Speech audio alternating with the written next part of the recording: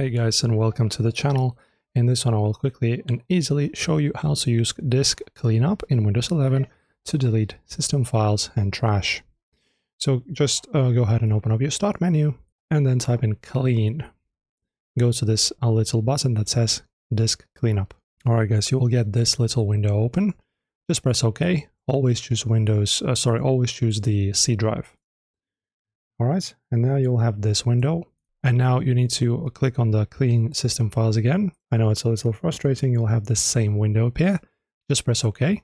It will analyze all the system. And then you can just choose, as you can see from here, which files you want to delete.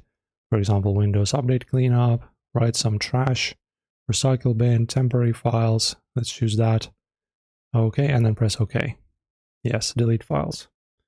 And you'll get this window. It will clean everything up. Just wait, and then your system files are cleaned. Guys, easy peasy, enjoy and subscribe.